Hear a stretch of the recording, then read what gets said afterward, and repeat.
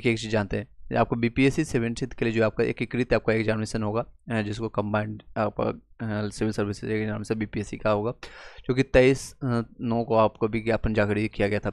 28 सितंबर को ऑनलाइन आवेदन करने के लिए दिया गया था, और विज्ञापन आपका प्रकाशन के लिए प्रतियोगिता परीक्षा के माध्यम से आपको विभिन्न विभागों से कुल 70 अतिरिक्त जो है रिक्तियों की याचना प्राप्त हुई है, जिन्हें आपका उक्त आपका जो प्रतियोगिता परीक्षा में जोड़ दिया गया है। यानी इससे पहले आपको जो 1957 सीटें थी उसमें ऐड ऑन कर दिया गया है। ये सारे कैरियर लेवल 9 का पोस्ट है, और कोई भी इस जब आप फॉर्म को फिलअप करेंगे, जिन लोगों ने फॉर्म फिलअप किया होगा उन लोगों को आइडिया है, और आप लोग देख पाएंगे वहाँ पर प्रेफरेंस नहीं लिया जाता है। आप एलिजिबल हैं, 22 साल से ज़्यादा हैं सभी लोग पोस्ट के लिए आप एलिजिबल होंगे।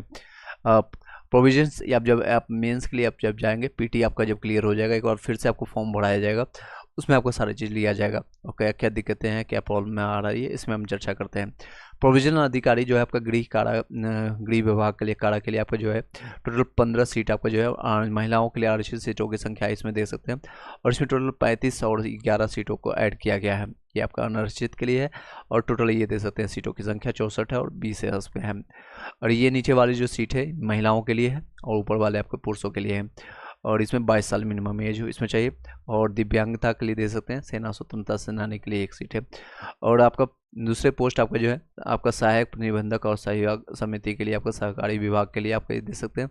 और दूसरा आपका है वित्तीय प्रशासन पदाधिकारी के लिए आपका टोटल 5 पोस्ट आपका इसमें 6 आपका एड ऑन किया गया। तो सब मिलाकर के अगर देखेंगे तो क्रम संख्या जो आपका 1 है, इसमें आपको जो है चाहिए आपका वित्तीय प्रशासनिक विभाग के लिए किसी मान्यता प्राप्त आपको विश्वविद्यालय या उससे संबंधित संस्था से वाणिज्य, अर्थशास्त्र, गणित या सांख्यिकी में किसी एक विषय में आपका स्नातक की डिग्री प्राप्त होना अनिवार्य है, उसके बाद आप कर सकते हैं। अभी टोटल सीटों की संख्या अगर आ गई है तो 2027 आपका सीटों की संख्या आपका एकीकृत हो चुका है अभी अगर बात करें तो। चलिए बाकी सारे सीट जो से आपका इसी तरह से रहेगा। अब बात करते हैं अपडेट के बारे में, आप लोग का क्या क्या अपडेट है। तो वन टाइम रजिस्ट्रेशन में कई लोग को दिक्कतें आ रही थी, खास कर परमानेंट एड्रेस अगर आप डाल रहे हैं, पिन कोड में आपका जो है पिन कोड में आपका जो चेंजेस, जैसे आपको पटना का पिन कोड अगर इस तरह से है तो लास्ट में 1 अगर किसी का है तो वो चेंज होकर के किसी का 0 आ रहा है या फिर आपका 2 आ रहा है, तो इस तरह से आपका चेंज हो रहा है बार बार, ये ऑटोमेटिकली सिस्टम का इशू है। तो आप 19 तारीख से इसको फॉर्म को एडिट कर सकते हैं। दूसरा चीज़ें क्या क्या है इसमें एडिट नहीं कर सकते, ये वाली ध्यान देने वाली बात है। आपका अभ्यर्थी का नाम है, पिता का नाम, माता का नाम और जन्म तिथि, ये 4 चीज़ें जो है आप एडिट नहीं कर पाएंगे। किसी का जो 69th में या फिर उससे पहले अगर आपने फॉर्म को फिलअप किया और आपका एडिट नहीं हो रहा है तो आपको दिक्कतें इसमें आपका होगा, तो आपको इसमें दिक्कत होगी। चलिए बातें अगर करें, अगर अभ्यर्थी जो है भुगतान अगर कर चुके हैं, जो लोग यदि अभ्यर्थी द्वारा भुगतान आवेदन की प्रक्रिया कर ली गई है एवं अंतिम जो अंकित आपका जो दिए गए डाटा है, फोटो में त्रुटि है, तो वैसे अभ्यर्थी को 4 कॉलम को छोड़ करके शेष कॉलम जो है आपका 19 तारीख से अपलोड कर सकते हैं। अपलोड यानी सुधार करने का मौका मिलेगा 19 अक्टूबर से लेकर के 4 नवंबर तक कर सकते हैं। वैसे अभ्यर्थी जिनके पास आपका परीक्षा शुल्क आपका करते वक्त ऑनलाइन आवेदन की प्रक्रिया के पूर्ण कर लिए गए, आरक्षण कोटा जिसका कई लोग होता है, जेंडर में आपका अपडेट सुधार करना है तो तदनुसार परीक्षा शुल्क आपका भुगतान bank draft in favour of the secretary of the Bihar public service commission आपको पटना पेबल एट पटना करके आपको माध्यम से यानी कि चेक के माध्यम से आपको भेजना पड़ेगा।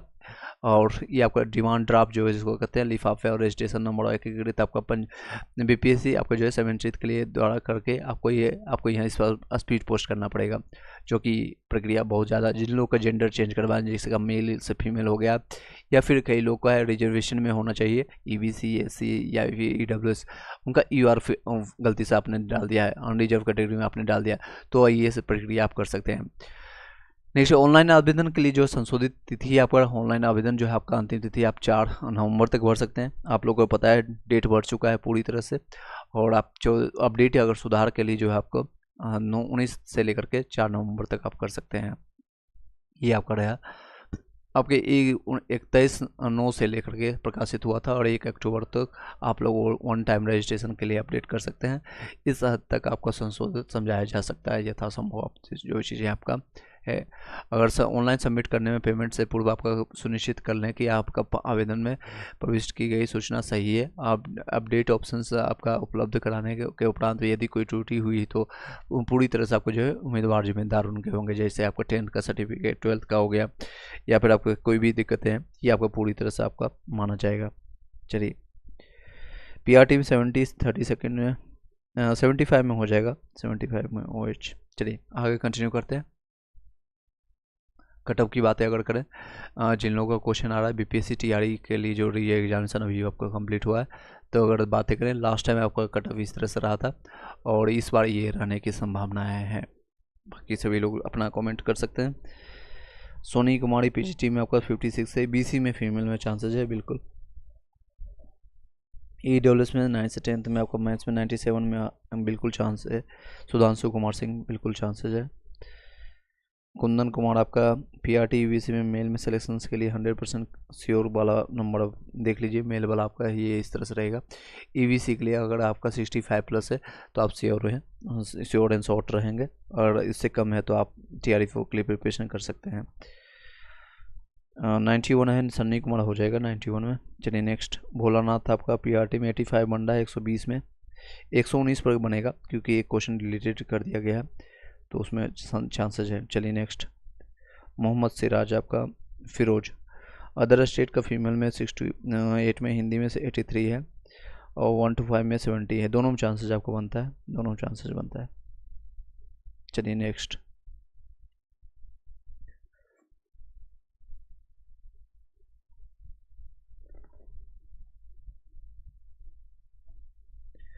चलिए जैसा कि मैंने आपको बताया था, आपको हिस्ट्री स्टार्ट किया जाएगा, 97 में हो जाएगा। सुधांशु कुमार सिंह,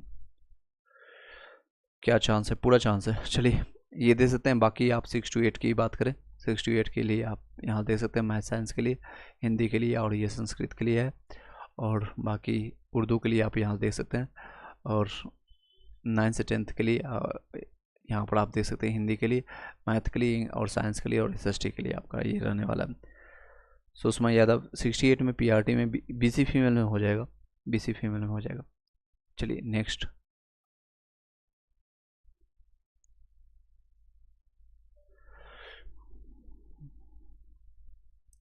चलिए हिस्ट्री आज स्टार्ट करेंगे। आपका एंशिएंट हिस्ट्री से लेकर के मेडिवल से लेकर के मॉडर्न तक आपका कंप्लीट किया जाएगा। पूरा इसको रिवीजन पर्पज से आप इसको देख सकते हैं। कुमार सानू आपको 58 बन रहा है, SC कैटेगरी में हो जाएगा कुमार सानू। हिस्ट्री, इतिहास, यानी अतीत के सभी आपका पक्षों का अध्ययन इतिहास कहलाता है। इतिहास के पक्ष जो है आपका सामाजिक पक्ष हो सकता है, राजनीतिक हो सकता है, आर्थिक हो सकता है, सांस्कृतिक हो सकता है। 4 इसमें डिवाइडेड हो सकता है। कौन कौन सा? तो सामाजिक यानी सोशल, पॉलिटिकल, इकोनॉमिकल, और आपका कल्चरल, आपका आर्ट एंड कल्चर जिसको कहते हैं। इतिहास का लेखन जो है हेरोडोटस ही इसका पहला व्यक्ति था जो कि इतिहास का लेखन किया था। इनकी पुस्तक जो है आपका हिस्टोरिका, जो कि 500 BC में थे। ये यूनान के, ग्रीक के रहने वाले थे। हेरोडोटस को इतिहास का पिता कहा जाता है, कई बार क्वेश्चन आया भी है। इतिहास के पिता किसको कहते हैं? तो हेरोडोटस। होसे हिस्ट्री, होसे इतिहास, या फिर होसे हेरोडोटस याद कर सकते हैं। अपने ग्रंथ जो है हिस्टोरिका में वो भारत का वर्णन करता है। वो कहता है कि डेरियस प्रथम ने भारत पर आक्रमण किया और उत्तर पश्चिमी क्षेत्र पर को जीत लिए। हेरोडोटस के अनुसार जो है डेरियस प्रथम के बारे में विश्व प्रांत आपको जो है विश्व प्रांत आपको 20 घोषित किया था। कुछ इतिहासकारों के अनुसार इतिहास लेखन का ज्ञान नहीं है, परंतु इतिहासकार कहते हैं कि ये भारतीयों को ज्ञान था। कुछ लोग कहते हैं भारत के इतिहास को, मतलब भारत के इतिहास को ज्ञान है, कुछ लोग कहते हैं नहीं है। चलिए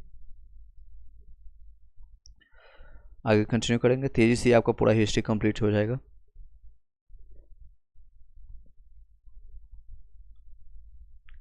चलिए 73 में आपका EBC मेल में हो जाएगा कुंदन कुमार। चलिए एक बार वीडियो को लाइक करके शेयर कर दीजिएगा सभी लोग, जिन लोग को अच्छा लग रहा है, और जिन लोग को अगर कोई विचार है, कमेंट है, आपका क्वेश्चन है तो आप पूछ सकते हैं मीनू भाई। 12वीं शताब्दी में प्रसिद्ध आपका कल्हण जो है, कल्हण लेखन ने आपका राजतरंगिणी के लिखित थी। और राजतरंगिणी आपको पता है 12वीं शताब्दी, कई बार क्वेश्चन आता है किस शताब्दी में, तो 1100 शताब्दी में जितने भी लिखे गए हैं उसको कहा जाता है आपको 12वीं शताब्दी। इस ग्रंथ में कश्मीर के इतिहास का आपका इतिहास पर लिखा गया है। भारत में पहला आपका जो है आपका सरस्वती ग्रंथ जो आपका सरस्वती स्वर स्तुति ग्रंथ आपका है, पहला ग्रंथ जिसको कहते हैं। इतिहास 2 भागों में बटा है। एक तो आपका बीसी यानी बिफोर क्राइस्ट, ईसा पूर्व जिसको कहते हैं। एडी इसको कहते हैं एनो डोमिनी ईयर ऑफ गॉड, यानी कि जब आपका जो है ईसा मसीह के जन्म के बाद का आपका है। चलिए नहीं, इतिहास के आपका जो भारत के इतिहास का अगर वर्गीकरण देखेंगे तो प्राग्ञ ऐतिहासिक काल, आद्य ऐतिहासिक काल, ऐतिहासिक काल कहलाता है। प्राग्ञ ऐतिहासिक जो कि 25,000 देख सकते हैं, लगभग आपको 2,50,000 यानी 2.5 लाख BC से लेकर के 2500 BC तक है। दूसरा आपका 2500 BC से आद्य ऐतिहासिक काल 600 BC तक है। तीसरा आपका जो 600 BC से लेकर के 1947 तक आपका ऐतिहासिक काल कहलाता है। इसमें इतिहास का वर्णन मिलता है जो कि लिखित रूप से आपका भारतीय इतिहास आपका जो है देख सकते हैं, अभी से लेकर के 1947 से पहले जितने भी है उसको ऐतिहासिक कहते हैं। एनोडेमनो जिसको कहते हैं, एनोडेमनो डोमिनी यानी कि ईयर ऑफ गॉड, यानी गॉड के जीसस क्राइस्ट के जन्म के बाद के जितने भी घटना है इसको एडी कहते हैं। प्रागैतिहासिक काल जिस काल का आपका अध्ययन पुरातात्विक आपका स्रोतों पर आधारित है उसे प्रागैतिहासिक काल कहते हैं। इस काल को आपका स्टोन एज यानी पाषाण काल भी कहा जाता है। इस काल में मनुष्य सभ्य नहीं था। इस काल में भी 3 भाग में बांटा गया जाता है। एक तो पूरा पाषाण काल जो कि 2,50,000 BC से लेकर के 1,000 BC तक आपको माना जाता है, 10,000 BC। और उसके बाद मध्य पाषाण काल आपका 10,000 से लेकर के 600 BC तक माना जाता है। नव पाषाण काल होता है 600 से लेकर के 2500 आपका BC तक, 6,000 BC से लेकर के 2500 BC तक माना जाता है। आद्य ऐतिहासिक काल जिसमें पुरातात्विक और लिखित स्रोतों पर निर्भर है, जो ऐसे ऐतिहासिक जो है ऐतिहासिक काल कहते हैं। जिसमें आपको पुरातात्विक और लिखित स्रोतों पर निर्भर है उसे आपका ऐतिहासिक काल कहते हैं। यहाँ लिखित स्रोत उपलब्ध तो है परंतु इसे पढ़ा नहीं जा सकता है, इसलिए इसको क्या कहते हैं, आद्य ऐतिहासिक, यानी आधा सा जानकारी इसमें प्राप्त होता है। डोली कुमारी 71 बन रहा है 116 में आपका मैथ्स में। ईडब्ल्यूएस फीमेल में चांसेस है बिल्कुल।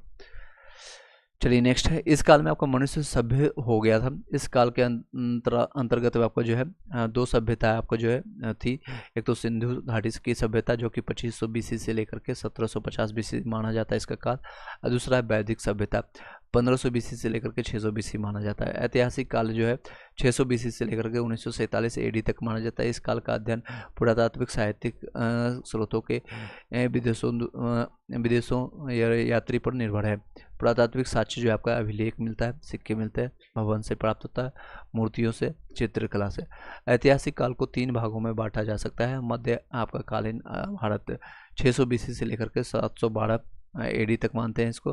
प्राचीन काल आपका 712 से लेकर के 1757 तक प्लासी के युद्ध तक माना जाता है। उसके बाद आपका आधुनिक भारत 1757 से लेकर 1947 तक लगभग 190 साल का इतिहास जो आपका माना जाता है। आधुनिक काल उसका प्राचीन काल आपका रहता है, इसमें उल्टा थोड़ा किया गया। ये आपका प्राचीन काल होना चाहिए, ये प्राचीन काल, और ये आपका मध्यकालीन भारत आपका ये होना चाहिए, ठीक है, इसमें उल्टा किया गया। इतिहास का वो विभाजन कुछ परिवर्तन पर आपका आधारित है। एक तो सामाजिक परिवर्तन, राजनीतिक, आर्थिक, धार्मिक और सांस्कृतिक, मैंने बार बार रिपीट किया। सिंधु सभ्यता के जो है आपका काल है 2500 BC से लेकर के आपका 1750 आपका BC माना जाता है। सभ्यता की खोज चार्ल्स मेसल ने किया था। कब किया था? 1826 में किया था। पहला इतिहासकार था जो इसका जानकारी देता है। तो सिंधु सभ्यता के बारे में पहले जानकारी किसने देता है? तो चार्ल्स मेसल के द्वारा 1826 में मिलता है। कलिंगम के बारे में जो है 1853 से लेकर के 1873 तक, लगभग 20 साल तक इसका रहता है काल, 20 साल तक आपका। दूसरा इतिहासकार था जो हमें हड़प्पा के किले के विषय में जानकारी देता है। नेक्स्ट है 1853 से लेकर के 1856 के बीच में आपको बर्टन बंधु ने सभ्यता के साक्ष्य को प्राप्त किया था। किसने? 1853 से 56 के बीच में आपको जो है बर्टन बंधु जब वो लाहौर से कराची के बीच में आपका रेलवे लाइन का निर्माण कर रहे थे तब ही इनका प्राप्त हुआ था। उसकी खुदाई के दौरान नीरज पाठक आपका 74 में हो जाएगा ईडब्ल्यूएस में। परंतु सभ्यता की खोज आपका दयाराम सोहनी के द्वारा जॉन मार्शल के नेतृत्व में किया गया था। कई बार क्वेश्चन आता है किसके नेतृत्व में, तो जॉन मार्शल के नेतृत्व में 1921 में किया गया था। कब किया गया था? आप NCERT अगर आप पढ़ेंगे या फिर अगर आप लूसेंट का आप देखेंगे पहले पेज में इसमें मेंशन किया गया है, पहले दूसरे पेज में। तो 1921 में दयाराम सारणी के द्वारा किया गया था खोज इसका, आपका सिंधु सभ्यता के। 1921 में आपका दयाराम सारणी ने आपका पहला सभ्यता जो है हड़प्पा सभ्यता कहता है को खोज किया गया था।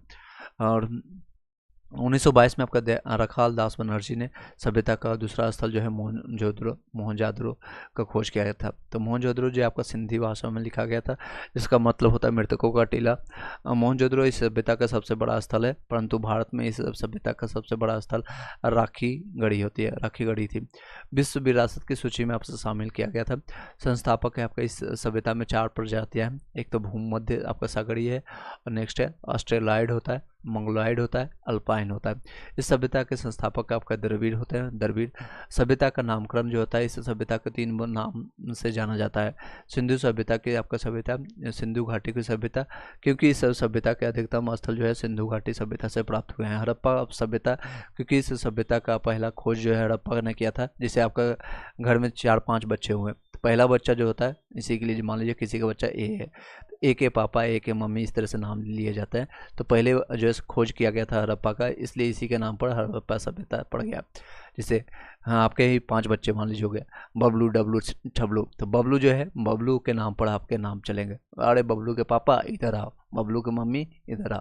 तो इस तरह से बबलू, बबली जो भी आपका नाम है, इस तरह से आपका नाम पड़ जाएगा। तो इसलिए पहला खोज किया गया था हड़प्पा का। तो हड़प्पा सभ्यता भी इसी को कहते हैं, सिंधु घाटी सभ्यता का है, या जो भी आपका। नेक्स्ट है मेलुहा। मेलुहा जो होता है, इस सभ्यता को मेलुहा नाम है, जिसे हमें आपका मेसोपोटामिया से प्राप्त होता है। ये मेलुहा जो आपको प्राप्त होता है मेसोपोटामिया से। सिंधु सभ्यता के 3 चरणों में विभाजित किया गया है। तो पहला चरण जो होता है, प्रथम चरण जिसको कहते हैं पूर्व आपका हड़प्पा काल जो है 3500 से लेकर के 2500 BC में हो रहता है। दूसरा चरण आपका 2500 से लेकर 1750 आपका BC हड़प्पा काल होता है। तीसरा चरण आपका 1750 से लेकर के 1200 BC आपका उत्तर आपका हड़प्पा काल कहलाता है। इसको देख सकते हैं। पूर्व हड़प्पा स्थल जो है काल जो कौन कौन का है, बनवाली आपका जो है, और राखी गढ़ी है, कालीबंगा आपका जो है राजस्थान में है। हड़प्पा स्थल जो है हड़प्पा, मोहनजोदड़ो, और उसके बाद आपका लोथल जो है, जो कि गुजरात में धौलावीरा है।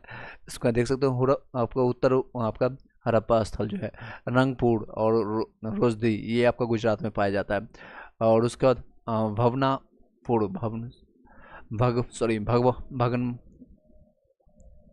भगवानपुर जो आपका है, भगवानपुर आपका जो है हरियाणा में पाया जाता है। आलमगीरपुर आने हुलास, ये दोनों जो आपको पाए जाते हैं यूपी में। सर्वाधिक जो है मानवीय काल जो आपको माना जाता है, इसका 2500 से लेकर के 1750 BC माना जाता है। चलिए नेक्स्ट है 3 आपका जो है समकालीन सभ्यता है मेसोपोटामिया, जिसको फुरात नदी के किनारे आपको जो है संसार की ये सबसे प्राचीनतम सभ्यता मानी जाती है। 6000 BC इसका काल माना जाता है। मिस्र में आपका नील नदी के किनारे इसमें माना जाता है। दूसरा आपका सबसे पुराना आपका मेसोपोटामिया, फिर मिस्र, उसके बाद चीन की सभ्यता मानते हैं। सिंधु घाटी सभ्यता का विस्तार जो है आपका भारत है, पाकिस्तान है, अफगानिस्तान तक मिलता है। ये सभ्यता 3 देशों में फैली हुई है। आपका भारत में आपका जम्मू कश्मीर में मांडा तक, पंजाब में आपका रोपड़ में, हरियाणा आपका राखीगढ़ी आपका बनावली में, आपका राजस्थान में कालीबंगा और हुलास में। हुलास ये आपका यूपी में है। यूपी में आपका आलमगीरपुर में आपका, यूपी में आलमगीर, हुलास आपका राजस्थान। गुजरात में आपका लोथल, सुरकोटदा, धौलावीरा, रंगपुर और देसलपुर में आपको पाया जाता है। महाराष्ट्र में आपका दोमाबाद पाया जाता है। सिंधु घाटी सभ्यता का समाज की व्याख्या जो है कुछ इतिहासकार के अनुसार इस सभ्यता का समाज 6 वर्गों में विभाजित था। कौन कौन से उसके विभाजित था देख सकते हैं। समाज का वो जो है ये विभाजन क्रम जो है पर आधारित था। इनका समाज जो है मातृसत्तात्मक समाज था। इनकी लिपि भाव आपका चित्रात्मक थी। इस लिपि को पढ़ा नहीं जा सकता है। इस लिपि को आपका 250 से लेकर के 400 प्रतीक थे। इसमें आपकी लिपि में कितने 250 से लेकर के 400 प्रतीक थे। इस लिपि के आपका जो दाएं से, यानी जो हम लोग लिखते हैं लेफ्ट से राइट, ये उल्टा होता था। राइट से लेफ्ट इसमें लिखा जाता था, दाएं से बाएं और लिखा जाता था। इससे यह सिंधु सभ्यता की मौलिक लिपि थी। चलिए नेक्स्ट है पाकिस्तान में कौन कौन सा है, हड़प्पा, पंजाब, माटा, गोमड़ी या फिर साहिवाल, जिसको कहते हैं रावी नदी के तट पर है, पाई जाती है। मोहनजोदड़ो सिंधी, लड़काना और सिंधु में पाए जाते हैं। कोटदीजदी ये सिंधी में पाया जाता है।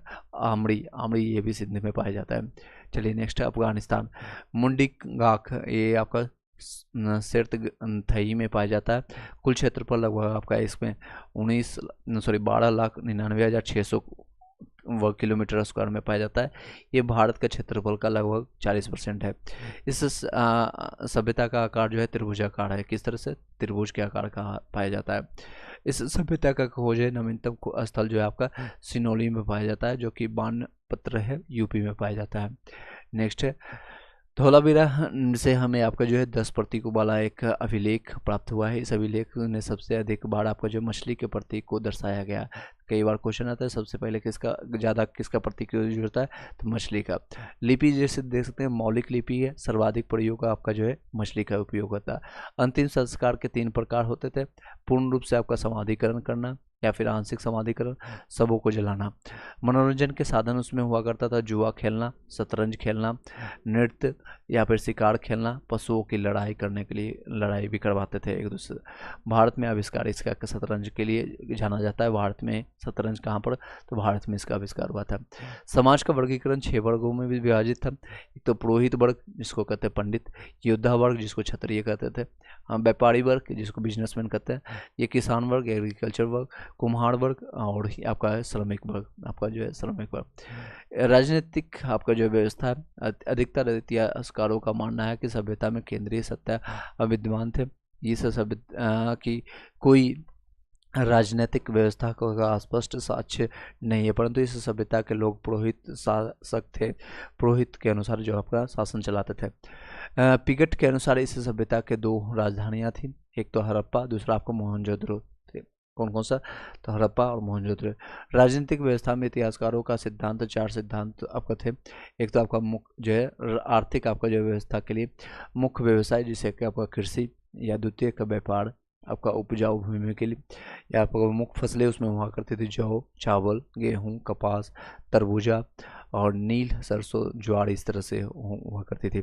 सिंधु सभ्यता के अर्थव्यवस्था कृषि, व्यापार और पशुपालन पर आधारित थे, परंतु ऐसा माना जाता है कि इनकी मुख्य व्यवसाय कृषि था, क्योंकि यहाँ की भूमि जो है अधिक उपजाऊ हुआ करती थी। जो इसका जो है पहला अनाज था। कई बार क्वेश्चन आया है जो वन लाइनर फैक्ट में आपका रेलवे में कई जगह एग्जामिनेशन में पूछा जाता है, पहला अनाज कौन सा था? तो जौ आपका माना जाता है, जो कि मानव द्वारा प्रयोग किया गया था। संसार में पहली बार कपास का उत्पादन सिंधु सभ्यता के लोगों द्वारा किया गया था। इनका प्रिय जो है पशु जो आकर माना जाता है कुबड़ वाला बैल।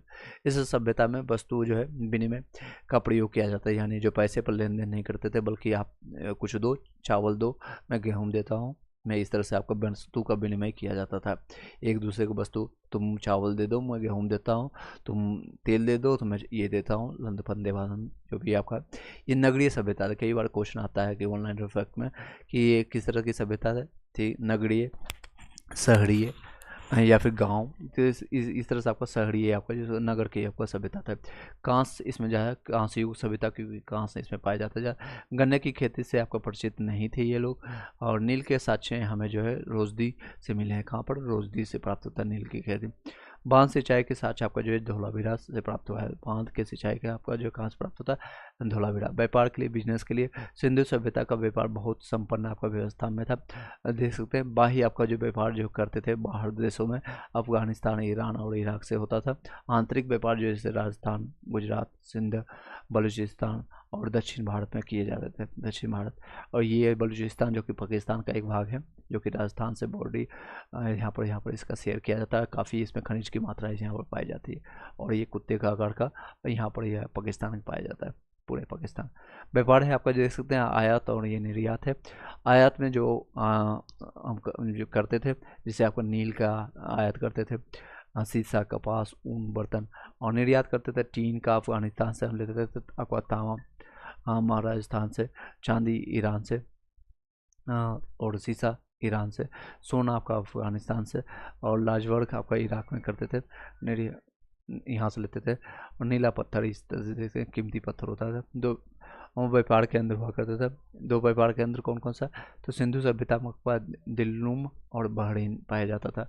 मेसोपोटामिया में से आपका मरकान और बलूचिस्तान पाए जाते थे। पशुपालन के लिए ये पशु पालते थे, जैसे कि आपका ऊँट, सूअर, भैंस, बिल्ली, आपका उसके बाद भेड़, हाथी, कुंवर वाले आपके बैल पाए जाते थे। अपरिचित जिसे आपका साक्ष्य जो इसे पाया गया, घोड़ा आपका लोथल से पाया गया, शेर से आपका जो है शुरू कोटदा से पाया गया। 100 से शेर, 100 से कुरसुरकर्ता आपका जो है साक्ष्य प्राप्त हुआ है। एक सिंग वाला जो है पशु जो है एक सभ्यता का, इस सभ्यता का सबसे मुख्य आपको पशु था, जो कि एक सिंग वाला जो है पशु जो है पाया जाता था। कुछ इतिहासकारों ने इसे गेंडा कहा है। ऊँट के साक्ष्य जो है कालीबंगा, जो कि राजस्थान से प्राप्त होता है। कालीबंगा ऊँट के साक्ष्य अभी भी सबसे ज़्यादा ऊँट कहाँ पर प्राप्त होता है, तो आपको रेगिस्तान में, आपका राजस्थान में। हाथी के साक्ष्य जो है लोथल से, गुजरात में प्राप्त हुआ है। हाथी के साक्ष्य लोथल से। धर्म जो आपका है व्यक्तिवादी होते थे, प्रकृतिवादी अवधारणा थी। सिंधु सभ्यता का आपका धर्म जो है ईश्वर और व्यक्तिवादी की अवधारणा पर आधारित था। इस अवधारणा में आपका ईश्वर की पूजा हम व्यक्ति के रूप में करते हैं, जैसे राम, कृष्ण, मातृ देवी, इस तरह से। इस अवधारणा में व्यक्ति के अवयवों को पूजते थे। सूर्य की पूजा, आपका अग्नि की पूजा, नदियों की पूजा। इस सभ्यता में कोई भी मंदिर का साक्ष्य नहीं मिला है, कोई भी मंदिर उसमें नहीं हुआ करते थे। मूर्ति पूजा के पहले साक्ष्य जो है सिंधु सभ्यता से प्राप्त हुए हैं। स्वास्तिक आपका चिन्ह इस सभ्यता में चर्चित में था। सूर्य के जो है स्वास्तिक जो है सूर्य को इंगित करता था।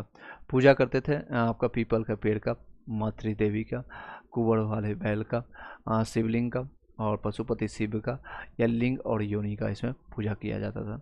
पशुपति शिव की मूर्ति जो आपका जो प्राप्त हुआ था आपका मोहनजोदड़ो से, योग की मुद्रा में इसमें पाया गया। आद्र से भी इसमें कहते हैं इसको। और निम्न आपका जो है सिंहासन पर 3 लिंग इसमें हुआ करते थे।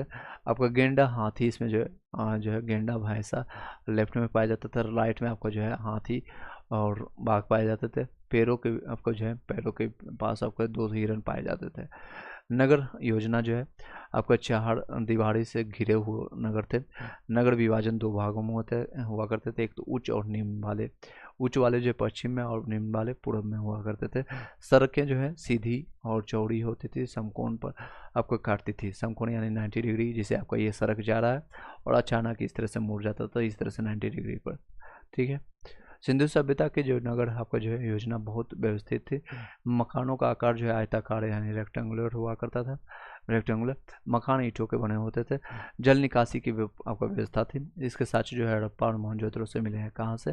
तो जल निकासी का आपका साक्ष्य जो प्राप्त हुए हैं आपका हड़प्पा और मोहनजोदड़ो से प्राप्त हुए हैं। शहरों के मकानों के दरवाजे जो पीछे की ओर खुलते थे, यानी बाहर की ओर खुलते थे।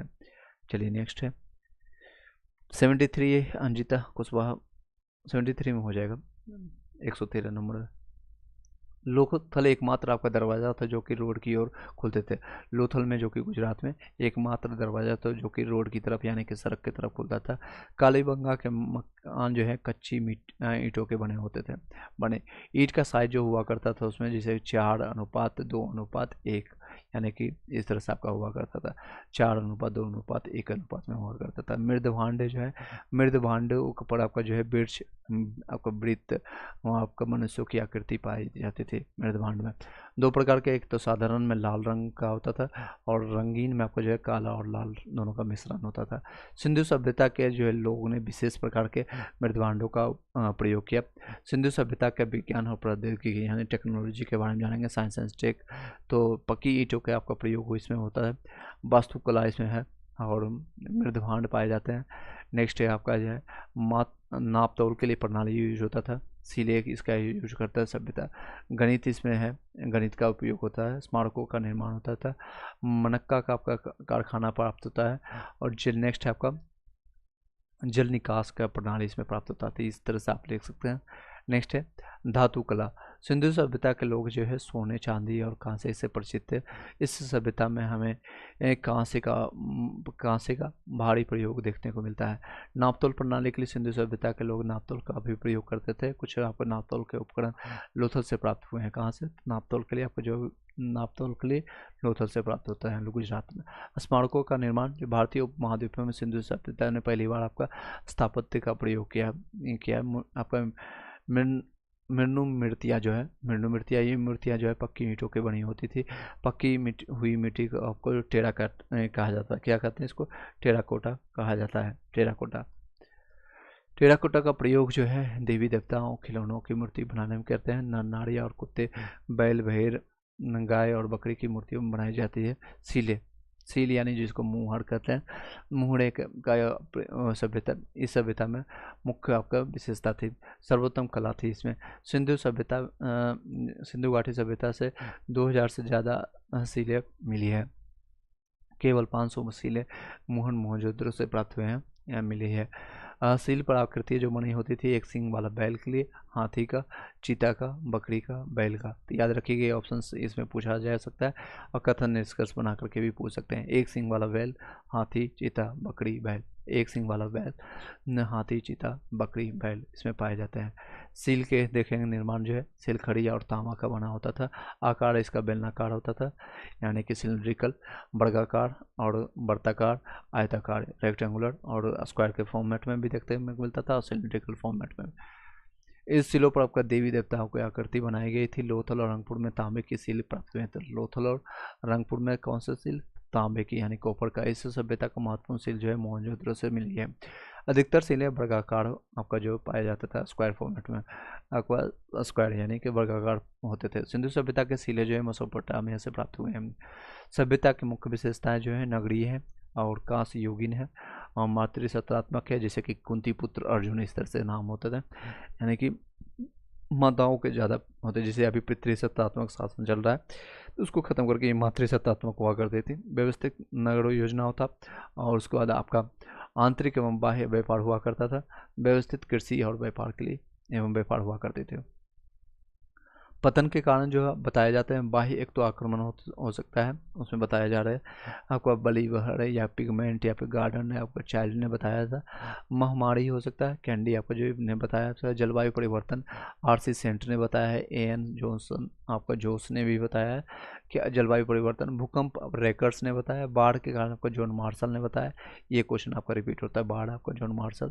सूखा जो कि IIT कानपुर ने बताया है, सूखा के कारण आपका जो है इसका पतन हुआ है सिंधु घाटी सभ्यता का। स्थलों का उत्खनन करता और मतलब कहाँ पर किसने किसने किसको उत्खनन किया है, तो चनहुद्रो 1931 में आपका जो है मजुमदार ने किया है। मजुमदार कोई चनहुद्रो जो है आपको याद रखने कोई आपको मजदूर ही होगा जो कि चनहुद्रो को पूरा तरह से इसको तोड़ करके निकाल कर 1931 में किया गया। रोपर जो कि आपका पाया जाता है यज्ञदत्त शर्मा के द्वारा किया गया 1953 में आज़ादी के बाद। कालीबंगा भी 53 में हुआ है, एक घोष के द्वारा, अरविंद घोष जिसको कहते हैं कालीबंगा राजस्थान में। लोथल आपका गुजरात में पाया जाता है आपका 1955 से 63 के बीच में SR राव के द्वारा। धौलावीरा 1991 में आपका RS बिष्ट के द्वारा इसमें किया गया है, जो कि उत्तराखंड से रिलेटेड है। RS बिष्ट के धौलावीरा आपका प्राप्त हुआ है। नेक्स्ट मुख्य स्थल है आपका हड़प्पा से आपका पासा प्राप्त हुआ है। मजदूर के आपका आवास हुआ है। मातृ देवी मूर्ति प्राप्त हुआ है। अन्नागार आपको प्राप्त हुआ है। कब्रिस्तान आपका R37 प्राप्त हुआ है। स्वास्तिक के चिन्ह आपका और समाधि इसमें प्राप्त हुआ है। मोहनजोदड़ो आपका विशाल स्नानागार प्राप्त हुआ है। विशाल आपका अन्य भी दाढ़ी वाला आपका पुरोहित भी पाया जाएगा। मध्य आपका विद्यालय है। सूती कपड़ा इसमें प्राप्त होता है। नर्तकी की मूर्ति आपका कांस की जो है और स्तूप भी प्राप्त हुआ है। चावल और गेहूँ आपको प्राप्त हुआ है। सील भी प्राप्त हुआ है मोहनजोदड़ो से। चलिए नेक्स्ट है कालीबंगा जो कि राजस्थान में। ये दोनों जो थे आपका पाकिस्तान में आपको पाए जाते हैं अभी वर्तमान में। इसमें काले रंग की चूड़ियाँ पाई जाती है कालीबंगा से, जो कि राजस्थान में है। और जूता खेत और 7 अग्नि वाले बेदी देवी का आपका होता है। 7 अग्नि वेदी का पाया जाता है। कच्ची ईंट भी इसमें पाया जाता है। उच्च साक्ष्य भी पाया जाता है। लकड़ी का हल पाया जाता है। ऊँट की आपके हड्डी का साक्ष्य प्राप्त होता है। तो ये याद ही होगा आप लोग का, याद ही होगा। लोथल गुजरात में देख सकते हैं। भारत का प्राचीनतम बंदरगाह ये है आपका गोदीवाड़ा आपका जहाज आपका आकर यहाँ पर रुकते थे। गोदीवाड़ा जहाज जो आकर कर रुकते थे। लकड़ी का जहाज आपका का नमूना प्राप्त होता है। मणके बनाने के आपका कारखाने प्राप्त होते हैं। चावल का छिलका प्राप्त हुआ है यहाँ से हुआ। हाथी का दांत यहाँ से लोथल से प्राप्त हुआ है। हाथी का दांत। ऊँट का आपका कालीबंगा और हाथी का लोथल से प्राप्त हुआ है। चनहुद्रो जो है आपका, चनहुद्रो जो है मणके के बनाने के कारखाने भी यहाँ प्राप्त हुए हैं। आभूषण प्राप्त हुआ है। सौंदर्य प्रशासन की वस्तुएं प्राप्त हुई है चनहुद्रो से। सुई गुड़िया बिल्ली का पीछा करते हुए इस तरह से साक्ष्य प्राप्त हुए चनहुद्रो से। यानी सुंदर बनाने के लिए कॉस्मेटिक सामान जो है आपका चनहुद्रो से प्राप्त हुआ है। मजुमदार ने इसका खोज किया था 1931 में मजुमदार।